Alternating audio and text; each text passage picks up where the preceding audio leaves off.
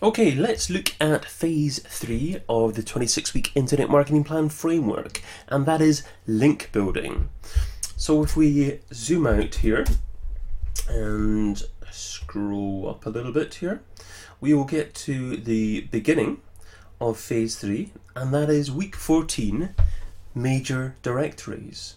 Now, major directories are a tried and trusted way of obtaining links for your website. These have been around for a long time. Sites like Yahoo, sites like the Open Directory Project, as in Demos, other sites like Best of the Web, Business.com.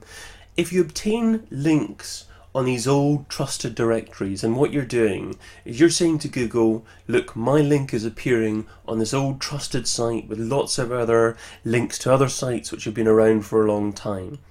If you associate your website in that kind of neighborhood around websites that are relevant, related to your website, and that have been around for a while, then naturally Google is going to start to think that your website must be of reasonable relevance, of reasonable authority as well. So start giving your domain, start giving your website reasonable authority to begin with by submitting your website to these kind of directories. It may cost you a little bit of money to get it done, but it's certainly worthwhile to do. Now, traffic and SEO. You don't just submit your site to these directories just for SEO, just for search engine optimization benefits. You want to actually achieve traffic as well. So one of the reasons as well that you're submitting your site to these directories is because people crawl through these directories as well, look for websites. Some people prefer looking for websites through directories as opposed to searching for them in search engines like Google. So you're doing it for traffic as well as SEO. Analyzing directory value. Now, it's not only just the major directories that you should get your site listed in. There are other directories that are still quite big out there, but you might not necessarily have heard of. So if you haven't heard of the directory, how do you actually determine whether or not it's actually of value and worthwhile getting your site listed in? Well, there's a couple of sites, there's a couple of services like Alexa Rank, Google PageRank that you can actually use to determine whether or not a website is actually worthwhile getting your own site listed in. So if a site has a page rank of more than something like 3 or 4 and an Alexa rank of better than about 200,000, as in a lower number than 200,000, then you generally know it's actually quite worthwhile submitting your site to get listed there, as long as it doesn't cost you too much. Now, there are lots of other directories out there, and it's sometimes worthwhile just getting someone else to submit your site to these big major directories. However, make sure that you mix up your title and your description of your site when submitting your site to these major directories. What you don't want to be doing is submitting your site to 500 different major directories and then discovering that your website title is exactly the same in every single directory. Then it's obvious to Google that you've just gone on and submitted the site yourself rather than other people submitting the site because they like it. So mix up the titles and descriptions a little bit when you're submitting your site to these directories. Now, there are quite a few other directories out there, so let's have a look at a few other different types of directories. Next, you've got niche directories, and I've also bundled in review sites with this. Now, niche directories are in effect industry niche directories, sites that are particularly relevant to your industry. So it's not necessarily the biggest directories in the world, but it is directories that are particularly relevant to your business model. So if your business is about maybe you've got a golf shop, for instance. So you've got a golf shop online. Now, obviously, you want to be in sports directories, you want to be in shops perhaps, but ideally a very specific type of sports. You want to be in golf type directories, and there's got to be at least a few hundred golf directories out there that you can try and get your site listed in. Now, if you're golf shop is then listed in lots of really relevant directories. That's you helping Google determine the relevance, determine where to position your site online. Obviously, it's in the golf genre, and if your website's listed with lots of other golf type websites, then Google are much more likely to think your site is about golf. So try and get your site listed in different niche directories and featured in different review sites, different industry review sites. Now, the next type of directory that I like to cover is local directories. And that's in week 16, that's local location-specific marketing. Now, first of all, there's lots of, really great local directories that are actually springing up now. First of all, obviously, there's the Google local, that is the Google Places and Google Maps. Now, that's the first local place that you should be listing your website. If your site has anything to do with providing a service, providing a product or service to a group of people in a certain physical location, you have to get listed in Google Places and Google Maps. It can bring so much more authority, but more importantly, so much more relevance. Google will know where your business is based, and also people will be much more likely to be able to find you when they start searching Google and Google Local for a specific product or service in relation to where they are.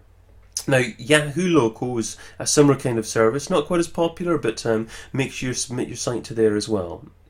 And now there are lots of other local type marketing that, depending on your business, is very relevant for now and certainly extremely relevant for the future. I'm thinking specifically of local social networking, about mobile marketing. There are lots of different things that you can be doing to actually interact with people and find people in your location. So have a think about that and see if any of that applies to your business. Now, week 17, competitor backlinks. It's so important when you're seeing competitors ranking highly in Google to try to determine why they're ranking highly in Google. Now, the chances are that they're ranking highly simply because they've got great links, great relevant, keyword-rich links back to their site. So what you can do is you can analyze, using a few different tools, where the links are coming from, and you can attempt to replicate those kind of links to your own site as well. So really important to do some competitor link back analysis. Establishing the keyword phrases your competitors are ranking for, and then benchmark your website against your competitors' sites. Use a tool like Market Samurai to benchmark continuously, because they've got great graphs, and what they'll do is they'll graph over a period of time how your site is performing for certain keyword phrases, how certain pages on your site are performing over time. So use those tools. Use backlink value ranking. Determine whether or not it's actually worthwhile to try and obtain a link or not. If a link has high page rank, high Alexa rank, a bit of common sense, or is very relevant to your particular business, then it's definitely worthwhile contacting prospective link partners and saying, look, what can I do for you in order to actually get a link on this page? If you phone someone up, you'd be amazed. You can certainly persuade people to link to your site, and there are lots of different incentives that you can give people in order to actually be persuaded to link to your site. So if there are good linking opportunities out there, competitor backlinks are a great way to find them. Week 18, beg, barter or buy. What does that mean? Okay, well, that in effect means buying links, kind of bartering for links.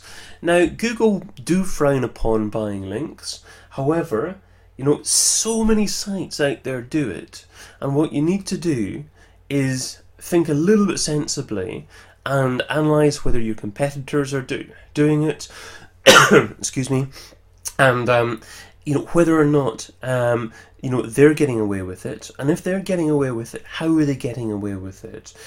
Can you replicate similar kind of link buying? If you do it really subtly and you perhaps buy one link that links back from someone else's main content body to an internal page in your site, it's very, very unlikely that people will find out about that. So you can definitely manage to achieve under the radar link buying if you know what you're talking about.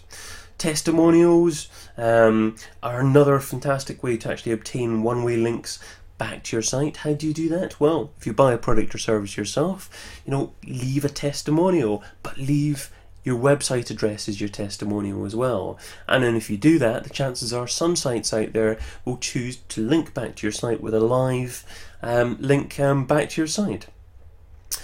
Week 19, blog and forum comments. It's really important to start to interact with people in your industry, and you can do that on blogs and forums. It'll build your industry reputation. You can start to drive really relevant visitors back to your site from there. It'll improve your SEO if you start to actually leave signature links on forums.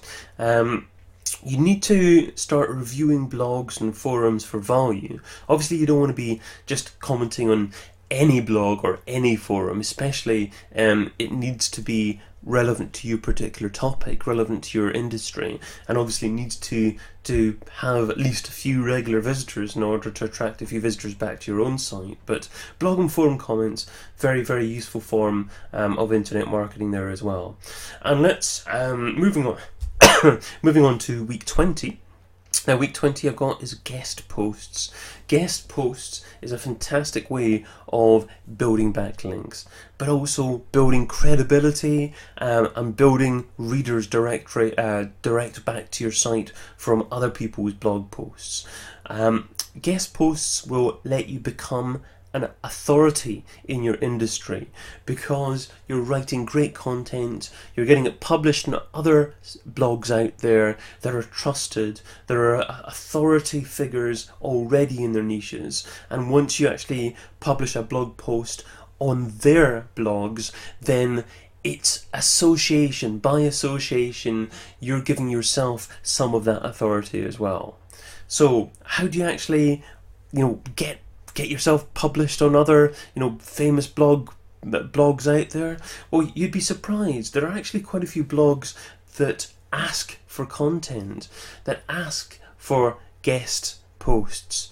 Even the best writer in the world doesn't necessarily want to write every single day, and if they can find a decent occasional guest poster, then they may be willing to accept that. So the great thing about guest posts as well is that you can quite often get a keyword rich link or two within the content back to your site. So that's another great way of link building, which is of course phase 3 of the 26-week internet marketing plan.